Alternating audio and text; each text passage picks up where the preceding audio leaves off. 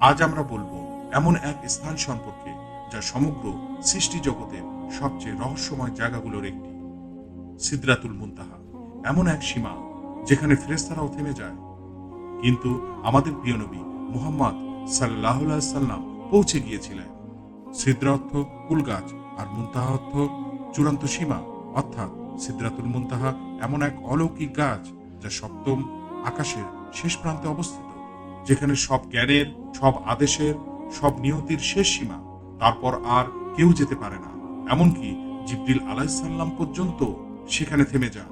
জিবরিল আলাইহিস সালাম নবীজি সাল্লাল্লাহু আলাইহি সাল্লামকে বললেন, হে মুহাম্মদ সাল্লাল্লাহু আলাইহি সাল্লাম, এখান থেকে আমি যদি এক পা আগাই তবে আমি পুড়ে যাব, কিন্তু আপনি যেতে পারবেন, কারণ আল্লাহ আপনাকে ডেকেছেন। সিদরাতুল মুনতাহার পাতা ছিল স্বর্ণের মতো ঝলমলে, তার ফল ছিল মুক্তার মতো দীপ্তিমান। আল্লাহর নূর চারিদিকে ছড়িয়েছিল, এমন ভাবে যে কোনো চোখও তাকাতে পারত না। এই স্থানে আল্লাহ তাআলা তার প্রিয় রাসূল সাল্লাল্লাহু আলাইহি সাল্লামকে সম্মানিত করলেন সরাসরি কথা বলে। এখানেই ফরজ হলো 5 ওয়াক্ত নামাজ, যা আজও আমাদের আল্লাহর সাথে সাক্ষাতের মাধ্যম। ভাবুন একবার, ফেরেশতারা যেখানে থেমে যায় সেখানে পৌঁছে গেছেন আমাদের প্রিয় নবী হযরত মুহাম্মদ সাল্লাল্লাহু আলাইহি সাল্লাম। এটাই তার মর্যাদা, এটাই তার ভালোবাসা আল্লাহর কাছে।